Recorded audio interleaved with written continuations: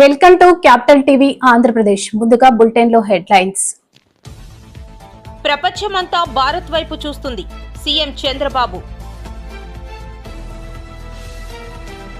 ప్రభుత్వం ఏర్పాటు చేసిన ఇఫ్తార్ విందు కార్యక్రమంలో పాల్గొన్న విశాఖ జిల్లా కలెక్టర్. ఉపాధి నిమిత్తం విదేశాలకు వెళ్లే యువకులు ఇంటర్వ్యూ సమయంలో పూర్తి సమాచారాన్ని తెలుసుకోవాలి. గాజువాక సీఐ. లూలు గ్రూప్ కు సంవత్సరానికి 6 కోట్లకు లీజుకు ఇవ్వడంతో మతలబు ఏంటో చెప్పాలి. Botsa Satyanarayana demand. Ola, Uber, Rapido drivers యొక్క పోరాట విజయం. సహకార్ టాక్సీ ఏర్పాటు. విద్యుత్ భారాలకు నిరసనగా శ్రీకాకుళం ఏపీఈపీడీసీఎల్ ముందు సిపిఎం నేతలు ధర్నా. విద్యార్థుల పట్ల నిర్లక్ష్య వైఖరి సరికాదు. అస్వస్థతకు గురైన విద్యార్థులకు మెరుగైన వైద్యం అందించాలి. విద్యార్థి సంఘాల డిమాండ్. శ్రీకాకుళం జిల్లా పలాస పోలీస్ స్టేషన్ వద్ద బైఠాయించి మాజీ మంత్రి సీదిరి అప్పలరాజు. వైసీపీని 11 అంటే ఏంటి తప్పు? టీడీపీ నేతలు. ప్రపంచమంతా భారత్ వైపు చూస్తుందని, ఇకపై భవిష్యత్ అంతా భారతీయులదే అని ముఖ్యమంత్రి చంద్రబాబు నాయుడు అన్నారు. ఐఐటి మద్రాస్ లో all India research scholarship summit లో సీఎం మాట్లాడుతూ ఐఐటి మద్రాస్ అనేక అంశాల్లో దేశంలోనే నెంబర్ 1 అని అన్నారు. 285 world ranking they have reached now 227. I am confident in the near future it will come below 200. Ultimately it is going to come below 100. Globally it is going to happen.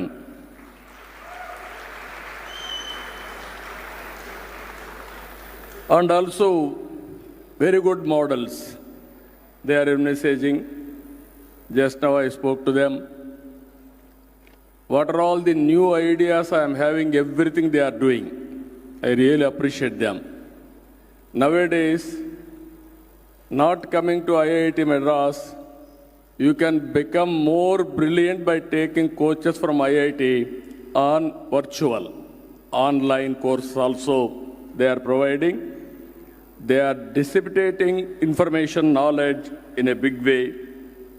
I really, because of this, if you see, startups like Agnikul Cosmos to MindGrow Technologies, they are placing India on the global map in space and semiconductors. Startup is very nearer to me. They are having very clear goal, 100 startup initiative with venture capital valued 45,000 crores and also 80% survival rate. Always we are talking about how much money they are going to get after completing the courses. This is one place we are talking about startup. While going out, you are going as an entrepreneur. That is the biggest contribution from this university. I really appreciate them. Youngsters, I am very happy by seeing here 25 to 30% students are from Andhra Pradesh Telugu community. I am proud of them.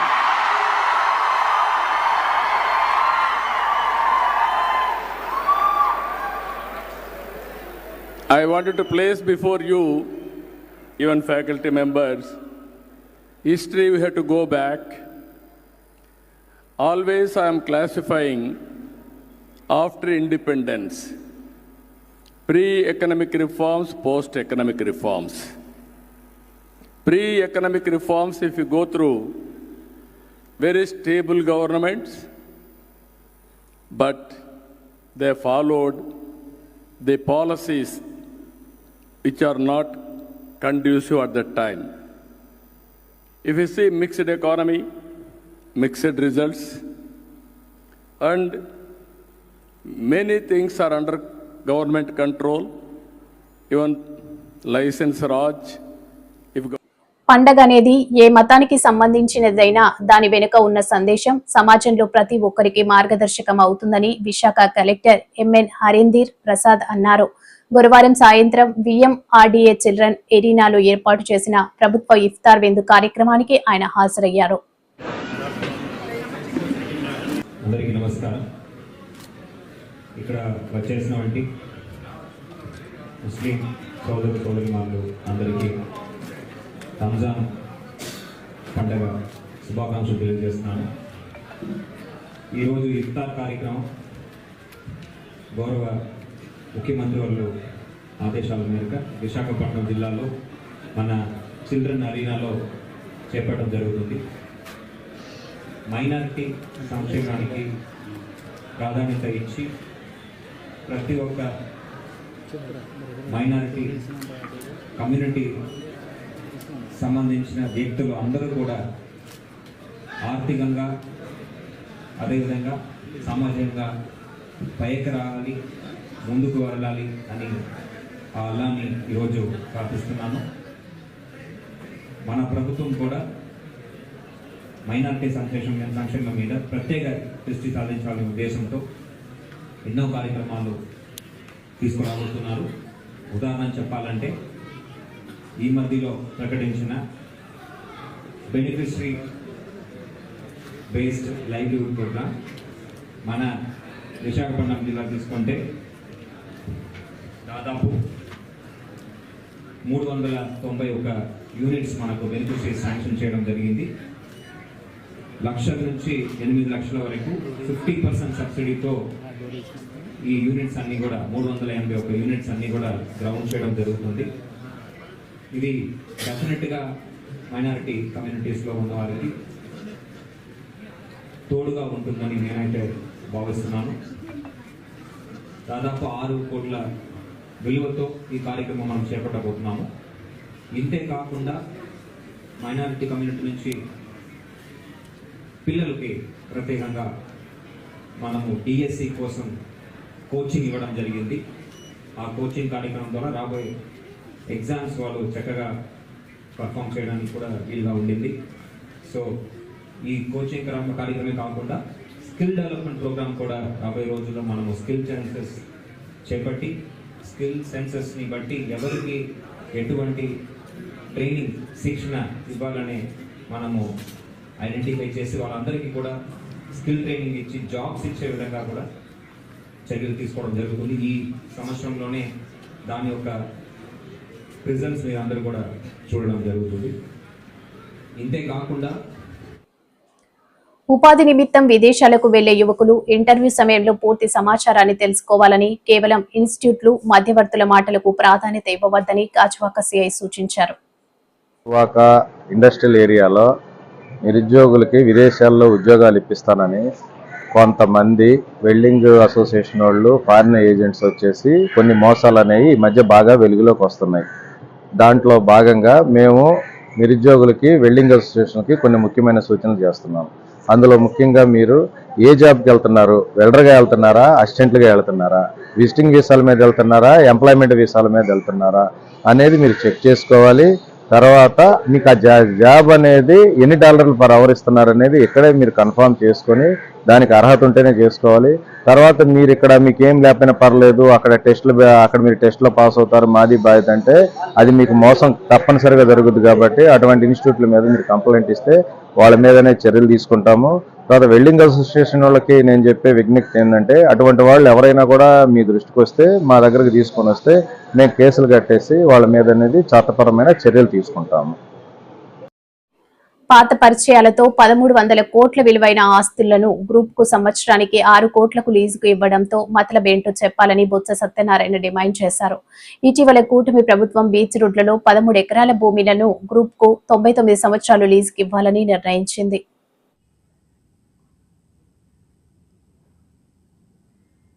మన beach పక్కన ఉన్న విలువైన భూమిని మళ్ళీ లులు సంస్థకి ఇవ్వాలని అని ఒకటి చూశాను. అది కూడా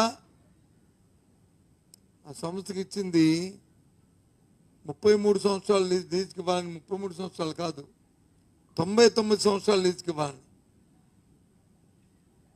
లీజు కూడా సంవత్సరానికి 50,000 ఎకరాకి 50 లక్షల రూపాయలకి లీజుకి ఇవ్వాలని.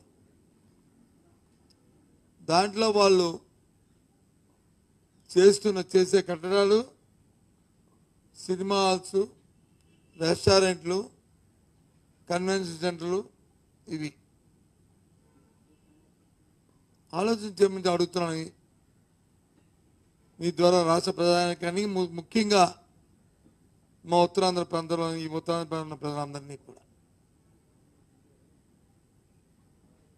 సినిమాలు కట్టడానికి, రెస్టారెంట్లు కట్టడానికి, కన్వెన్షన్ సెంటర్కి, బీచ్ పక్కనున్న ఎకరా సుమారు 100 కోట్ల రూపాయలు తక్కువ లేకుండా చేస్తున్న 1300 కోట్ల రూపాయల ఆస్తిని ఒక ప్రైవేట్ సంస్థకి లీజుకి ఇవ్వడం అనేది సమంజసమా ఆలోచించమని కోరుతున్నాను. ప్రభుత్వం అట్టహాసంగా చెప్పింది ఎన్నికల ముందు మేము సంపద సృష్టిస్తామని. ఇది సంపద సృష్టిలో భాగమా అని అడుగుతున్నాను. ఇదేనా సంపద సృష్టించమంటే? ప్రభుత్వం 100 కోట్ల వేల కోట్ల ఆస్తిని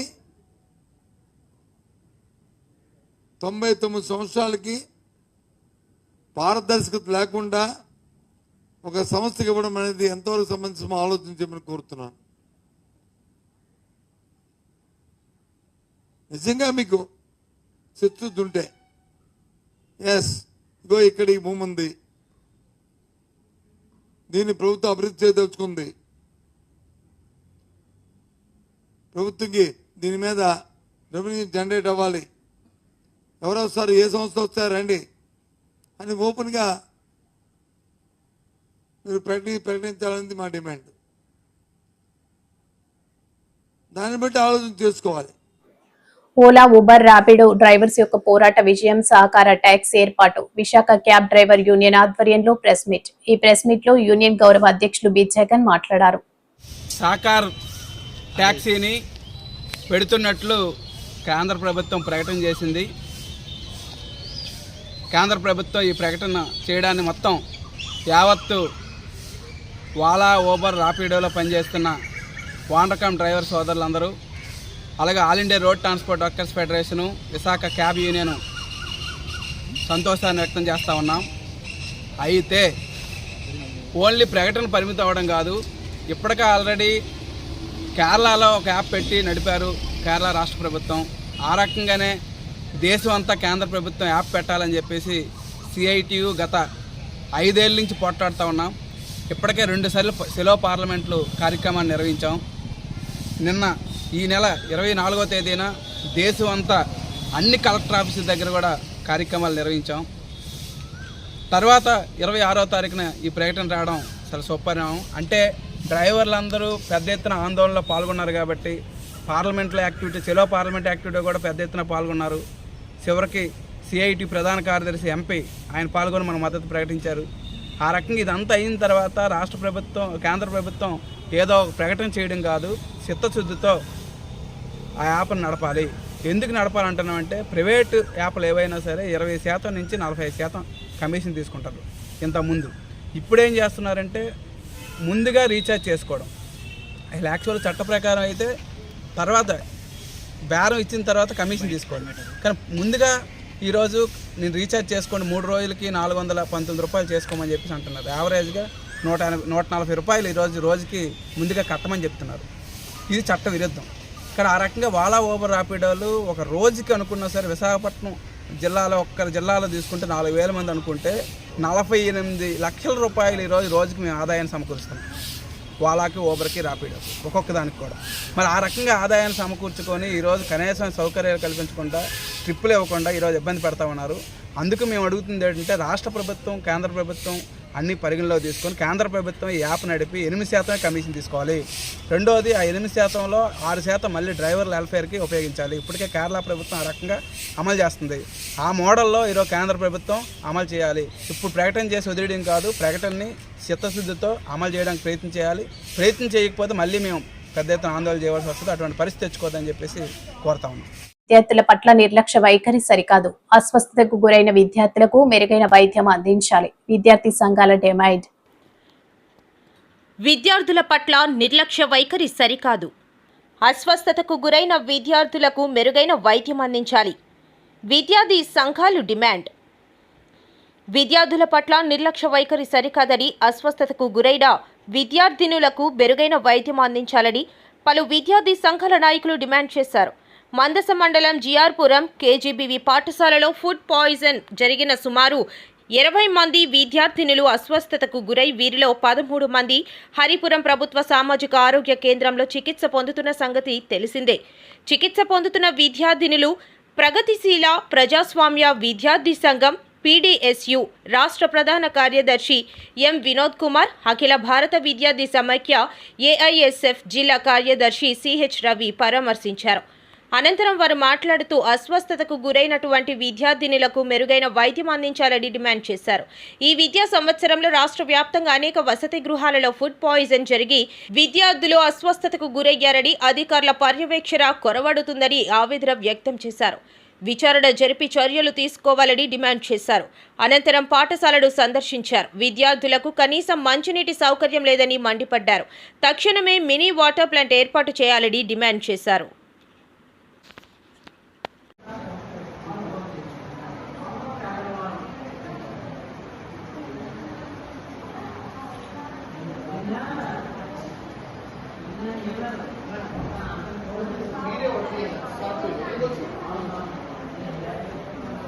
ప్రభుత్వం స్మార్ట్ మీటర్లను రద్దు చేయాలి. శ్రీకాకుళం ఏపీ ఈపీడీసీఎల్ కార్యాలయం వద్ద సిపిఎం ధర్నా.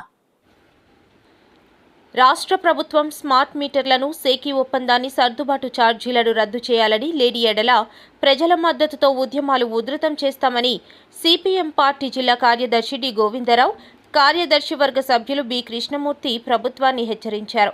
శ్రీకాకుళం ఏపీ ఈపీడీసీఎల్ కార్యాలయం వద్ద శుక్రవారం ధర్నా నిర్వహించారు. ఈ కార్యక్రమంలో భాగంగా వారు మాట్లాడుతూ ఎన్నికలకు ముందు చంద్రబాబు నాయుడు తాము అధికారంలోకి వస్తే విద్యుత్ ఛార్జీలు పెంచబోము, సరే కదా తగ్గిస్తామని ప్రజలను నమ్మబలికి అధికారంలోకి వచ్చిన తర్వాత 9 నెలల కాలంలో 15,485 కోట్లు విద్యుత్ సర్దుబాటు భారాన్ని మోపి ప్రజలను దోపిడీ చేశారని విమర్శించారు. మరొక వైపున 2014-19లో వినియోగించుకున్న విద్యుత్పై ట్రూ ఆఫ్ ఛార్జీలు వసూలు చేస్తున్నారని, ఇవి కాకుండా 2022, 2023, 2024 సంవత్సరాలలో కట్టిన బిల్లులపై మళ్లీ అదనంగా సర్దుబాటు ఛార్జీలు కూటమి ప్రభుత్వం వసూలు చేస్తుందని వారు ఆరోపించారు. సేకీ ఒప్పందం రద్దు చేయాలని, విద్యుత్ భారాలకు వ్యతిరేకంగా, స్మార్ట్ మీటర్లకు వ్యతిరేకంగా ఉద్యమాలు ఉధృతం చేస్తామని హెచ్చరించారు. విద్యుత్ ఛార్జీలను ప్రజల ప్రతిఘటించాలని కోరారు. ఈ ధర్నా కార్యక్రమంలో సిపిఎం నాయకులు K Nagamani, K Ammannaidu, Kothakota Apparao, R Prakash తదితరులు పాల్గొన్నారు. సెకీ ఒప్పందం రద్దు చేయాలని, అదేవిధంగా స్మార్ట్ మీటర్లు రద్దు చేయాలని, సర్దుబాటు ఛార్జీలు, ట్రూ ఆఫ్ ఛార్జీలు రద్దు చేయాలని కోరుతూ ఈ రోజు రాష్ట్ర వ్యాప్తంగా అన్ని విద్యుత్ కార్యాలయం ముందు ధర్నా నిర్వహించడం జరుగుతుంది. అందులో భాగంగానే ఈ రోజు శ్రీకాకుళంలో ఇక్కడ నిర్వహిస్తున్నాం. అంతేకాదు చంద్రబాబు నాయుడు గారు అధికారంలో రాకముందు మీరు విద్యుత్ ఛార్జీలు పెంచరు, వచ్చిన తర్వాత నేను తగ్గిస్తానని చెప్పి ఈవేళ చంద్రబాబు నాయుడు గారు అధికారంలోకి వచ్చిన తర్వాత ఈ 9 నెలల కాలంలోనే 15,485 కోట్ల రూపాయలు ప్రజల మీద వేసినారు ఈ 9 నెలల కాలంలో. అంతేకాదు నారా లోకేష్ గారు పాదయాత్ర చేస్తూ మీరు వైసీపీ ప్రభుత్వం స్మార్ట్ మీటర్లు పెడుతుంది, మీరు బద్దలు కొట్టండి, మేము వచ్చిన తట్టవన్నీ కూడా మేమేమో రద్దు చేస్తామని చెప్తారు. కానీ ఈ రోజు అతి వేగంగా స్మార్ట్ మీటర్లు పెడతారు. ఈవేళ స్మార్ట్ మీటర్లు పెట్టడం అంటే ఉరితాలు బిగించడమే వినియోగదారులకి. ఎందుకనంటే ఒక్కొక్క స్మార్ట్ మీటర్ ఆదాయం నుంచి 10,000 నుంచి 13,000 కొంటారు. 93 నెలల్లోన మొత్తం అంతా కూడా వినియోగదారుల నుంచి వసూలు చేస్తారు. అంతేకాదు ఈరోజు సఖీ శ్రీకాకుళం జిల్లా పలాస పోలీస్ స్టేషన్ వద్ద బైఠాయించిన మాజీ మంత్రి సిదిరి అప్పలరాజు తన నిరసనను తెలిపారు. 2 నెలల క్రితం మృతి చెందిన వైసీపీ సానుభూతి పరుడు తెప్పల ఢిల్లీరావు మృతి పట్ల పోలీసులు సరైన విచారణ జరపట్లేదు అంటూ మండిపడ్డారు. విద్యుత్ షాక్కు గురై ఢిల్లీరావు మృతి చెందినట్లు చిత్రీకరించారంటూ మృతుని కుటుంబ సభ్యులు ఆరోపిస్తున్నారన్నారు. ఢిల్లీరావు మృతిపై నిష్పక్షపాతంగా దర్యాప్తు చేయాలని డీఎస్పీకి వినతి పత్రం అందించారు. బాధిత కుటుంబానికి న్యాయం చేయాలని అప్పలరాజు డిమాండ్ చేశారు. నమస్కారం. ఈరోజు పోలీస్ స్టేషన్కి వచ్చి డిఎస్పి గారికి ఒక రిప్రజెంటేషన్ ఇవ్వటం జరిగింది. తెప్పల ఢిల్లీరావు అనేటటువంటి ఒక వ్యక్తి, ఉద్దానంకు సంబంధించినటువంటి వ్యక్తి 2-2.5 నెలల క్రితం అనుమానాస్పదంగా మృతి చెందినాడు. అందరికీ తెలిసింది, అన్ని పేపర్లో కూడా వచ్చింది, ఎలక్ట్రానిక్ మీడియాలో కూడా వచ్చింది. దీనిపైన ఉద్దానంలో పెద్ద చర్చ జరిగింది. మరి ఆ రోజు పోస్ట్ మార్టం చేసిన సందర్భంగా కూడా పెద్ద ఎత్తున నిరసనలు కూడా చేశారు. ఆ రోజే పోలీసులు చెప్పారు, ఈ అనుమానాస్పద మృతికి సంబంధించి విచారణ చేసి మీకు వివరాలు వెల్లడిస్తాము, సహకరించండి అని. వాళ్ళ మిసెస్ కమలమ్మ శ్రీమతి ఆ రోజు నుంచి ఇప్పటి వరకు కూడా ఏడుస్తూనే ఉంది. ఆవిడ ఎక్కని గడపలేదు, దిగని గడపలేదు. మా ఆయన ఎందుకు చనిపోయాడో చెప్పండి అనుకొని చెప్పి ఆ తర్వాత కూడా ఒక 3-4 సార్లు మన డిఎస్పి గారికి వందల సంఖ్యలో, 10ల సంఖ్యలో కాదు, వందల సంఖ్యలో ఉద్దానం వాసులంతా వచ్చి రిప్రజెంటేషన్ ఇవ్వటం జరిగింది. డిఎస్పి గారు 2 రోజులు టైం ఇవ్వండి, క్లియర్ చేస్తాం, లేకపోతే వారం రోజులు టైం ఇవ్వండి, మీకు వివరాలు వెల్లడిస్తామని చెప్పి పోస్ట్పోన్ చేస్తూనే ఉన్నారు. మరి ఈ సందర్భంగా రాజకీయాలకు ఆస్కారం లేకుండా, ప్లీజ్ మార్క్ మై వర్డ్, గతంలో ఇలాంటివి ఏమైనా జరిగితే ఇప్పుడు అధికారంలో ఎవరైతే ఉన్నారో అప్పుడు ప్రతిపక్షంలో ఉన్నటువంటి వాళ్ళు విపరీతంగా ఆరోపణలు చేసేవారు. ఏ స్థాయిలో ఆరోపణలు చేసేవారంటే ఎక్కడ ఏం జరిగినా సరే మా ప్రోద్బలంతో జరిగిందని కూడా కాదు, మేమే చేస్తాం అన్నట్టుగా ఆరోపణలు చేసాం. మేము అలాంటి దానికి మేము ఆస్కారం ఇవ్వడం, రాజకీయాలు చేయకూడదనే. ఎమ్మెల్యే ఎన్ఆర్ చేస్తున్న అభివృద్ధి పనులను చూసి ఓర్వలేక మాజీ ఎమ్మెల్యే కిరణ్ ఆయనపై బురద చల్లే ప్రయత్నం చేస్తున్నారని హెచ్ఎల్ సీనియర్ టీడీపీ నాయకులు సురేష్ అన్నారు. కూటమి నాయకులతో కలిసి ఆయన సమావేశం నిర్వహించారు.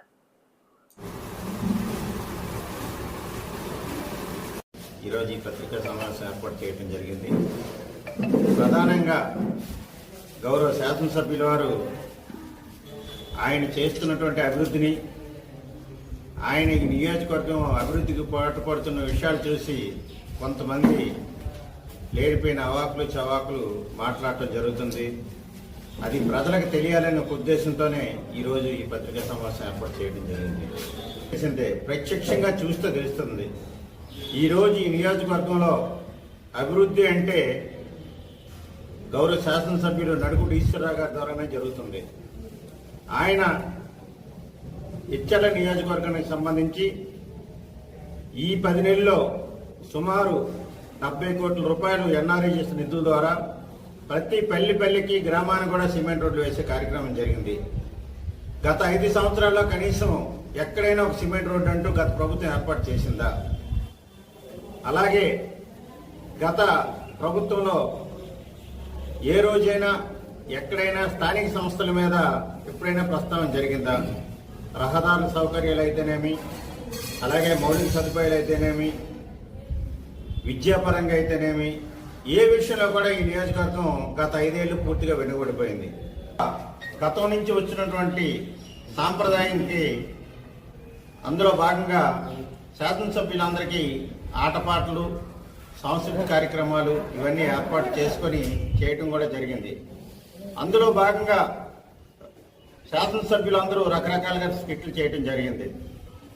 అదే విచిత్రం కానీ మా శాసనసభ్యుల వారు చేసిన స్కిట్లో 11 అనే పేరు చెప్తే దానికి ఉలిక్కి పడ్డారు ప్రతిపక్ష నాయకులు.